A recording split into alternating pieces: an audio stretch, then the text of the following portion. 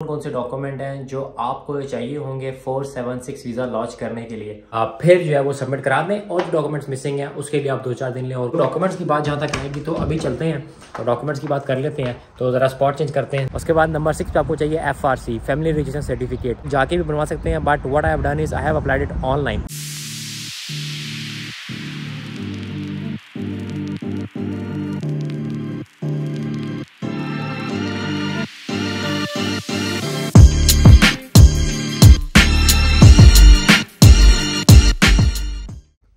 Hello, welcome and अस्सलाम वालेकुम। उम्मीद है कि आप सब खैरियत से होंगे। आज की वीडियो में हम बात करने लगे हैं डॉक्यूमेंट्स की कि वो कौन कौन से डॉक्यूमेंट हैं जो आपको चाहिए होंगे 476 वीज़ा लॉन्च करने के लिए। ऑल्दो ये सारे डॉक्यूमेंट्स आपको एप्लीकेशन सबमिट कराने के बाद अटैच करने हैं, बट बहुत सारे डॉक्यूमेंट्स ऐसे हैं जो आप अगर बिफोर हैंड बनवा लेंगे या अगर आपके पास होंगे तो उसका data you can enter in your application. मेरी एक वीडियो बिल्कुल पेंडिंग है जिसमें मैं एक 476 की सैम्पल एप्लीकेशन फिल आउट करूंगा ताकि जो लोग वीज़ा फाइल खुद करना चाह रहे हैं उनको हेल्प मिल जाए, उनको गाइडलाइंस मिल जाए कि how to fill that application. तो फिलहाल what I have done is I have gathered all the information के कौन कौन से डॉक्यूमेंट्स हैं जो मुझे चाहिए होंगे। फिर उन डॉक्यूमेंट्स के ऊपर साथ साथ थोड़ी बात करते जाएंगे, डिस्कशन होती जाएगी एज वी मूव फर्दर। लेकिन जेनरिकली जो डॉक्यूमेंट्स हैं उसके ऊपर बात कर लेते हैं। तो अभी यहाँ पे स्टार्ट करने से पहले एक बात बताता चलूँ कि जब आप एजेंट्स के पास जाते हैं या एजेंट से बात करते हैं ना, तो ये कहेंगे कि आपको फर्स्ट स्टेज में ये डॉक्यूमेंट चाहिए, सेकंड स्टेज में ये डॉक्यूमेंट चाहिए, ये एडिशनल डॉक्यूमेंट चाहिए। तो there is nothing like that. Home affairs को इससे कोई लेना देना नहीं है कि आप फर्स्ट स्टेज में क्या करें, सेकंड स्टेज में क्या करें, थर्ड स्टेज में क्या करें या फिर आप लेटर ऑन क्या करें। ये बेसिकली इन्होंने खुद आइडेंटिफाई कर लिया एजेंट्स ने कि अगर हम पहले स्टेप में कंपल्सरी डॉक्यूमेंट्स लगा दें and then later on after submission बाद में दूसरे लगा दूं, so this is what they have decided. इस तरह की कोई बात होम अफेयर्स की वेबसाइट के ऊपर नहीं है। मेरे से अगर पूछेंगे तो मैं ये बोलूंगा कि मेक श्योर करें कि आप सारे डॉक्यूमेंट्स एट वन सबमिट कराएं। फॉर एग्जाम्पल, अगर आपकी डेडलाइंस आ रही हैं, अगर आपके पास 4 दिन की डेडलाइन रह गई है and you have to submit your application और उसको सबमिट किए बगैर वो चांस मिस कर रहे होंगे, सो माय रिकमेंडेशन इज कि आप फिर जो है वो सबमिट करा दें और जो डॉक्यूमेंट्स मिसिंग हैं उसके लिए आप 2-4 दिन लें और कोशिश करें कि within a span of 2 weeks सारे डॉक्यूमेंट्स अपलोड कर दें। This is something that I have already told to a number of people. तो अभी जो डॉक्यूमेंट्स की बात जहाँ तक आएगी तो अभी चलते हैं तो डॉक्यूमेंट्स की बात कर लेते हैं। तो ज़रा स्पॉट चेंज करते हैं।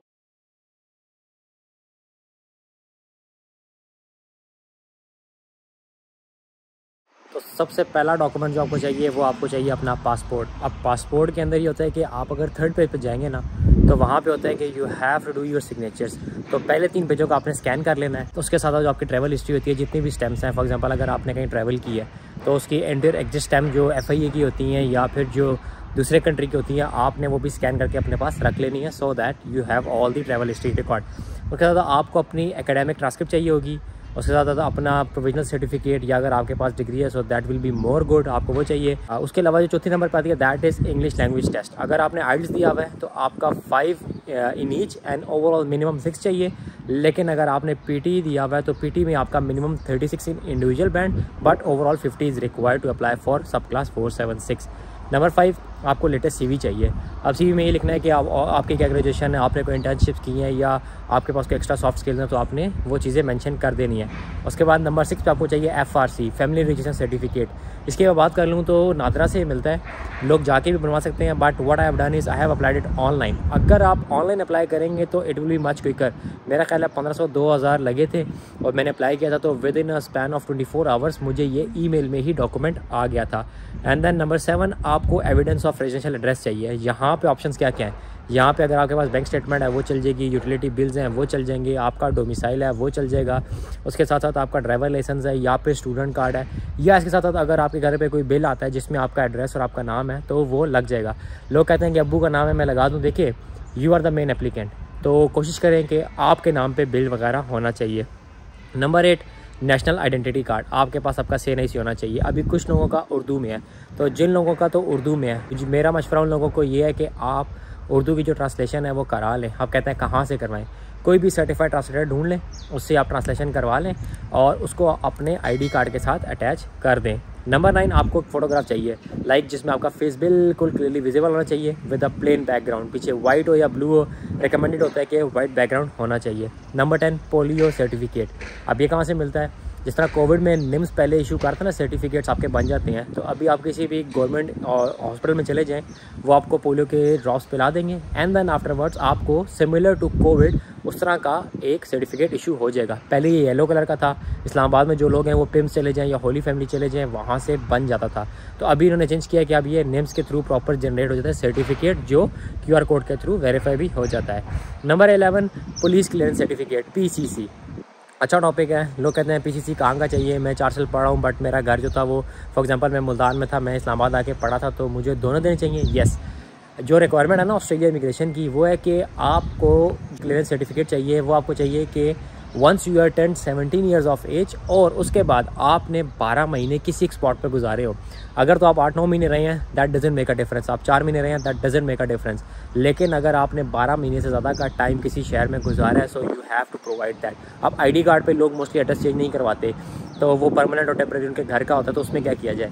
देखिए, आपके पास डिग्री होगी, ट्रांसक्रिप्ट होगी, आप वो ले जाएँ, आप एफिडेविट लिख के पुलिस के पास ले जाएँ, तो आप पुलिस जो है वो आराम से आपको PCC प्रोवाइड कर देगी। जो लोग तो पंजाब की हैं तो खिदमत मरकज़ की वेबसाइट है और फिर इसके ऊपर मैंने एक वीडियो भी बनाई है कि आप पुलिस क्लियरेंस सर्टिफिकेट कैसे अप्लाई कर सकते हैं। तो दैट्स वेरी इजी, 300 रुपये लगते हैं आपके, ठीक है, और ये आपको 3 दिन में PCC मिल जाता है।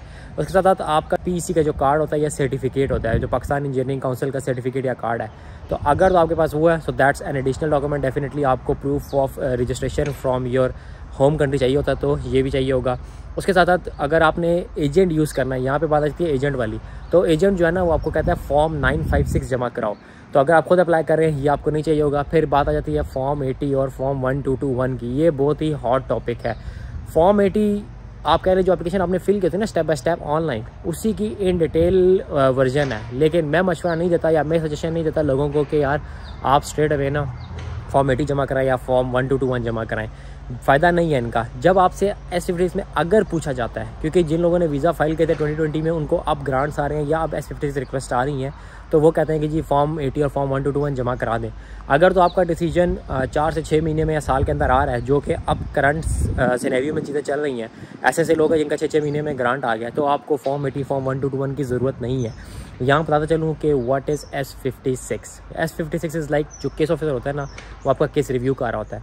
उसको अगर कोई चीज़ समझ नहीं आती या क्लैरिफिकेशन चाहिए होती है ना, देन वो आपको S56 भेजता है और वो कहता है कि मुझे एडिशनल डॉक्यूमेंट या एडिशनल क्लैरिफिकेशन या वेरिफिकेशन चाहिए to make a decision on your visa. So ये वो सारे डॉक्यूमेंट्स हैं जो आपको चाहिए। अगर तो आप ये सारे डॉक्यूमेंट्स पहले बनवा के रख लेंगे, so your visa application will be very easy. आप खुद ही फिल कर सकते हैं, हार्डली 2 घंटे का काम है, बैठ के फिल करें। फिल कराने के बाद जब सबमिट करा देंगे, उस सबमिट कराने के बाद आपको सारे डॉक्यूमेंट्स अटैच करने हैं। So once you are done with that, उसके बाद वो आता है कि आपने अपनी हेल्थ क्लियरेंस या अपनी हेल्थ एग्जामिनेशन जो है वो स्केड्यूल करवानी है। वो सारे स्टेप्स बात के हैं, लेकिन these are the required documents जो चाहिए थे फॉर फाइलिंग सब क्लास 476। तो मैंने कहा ये वीडियो बना दूं बिकॉज बहुत सारे लोगों के सेम सवाल आ रहे थे। So now this video will definitely be going to help all the fresh graduates या वो लोग जो अप्लाई करने लगे हैं। सो मिलते हैं अगली वीडियो में। टिल देन टेक केयर, अल्लाह हाफिज़।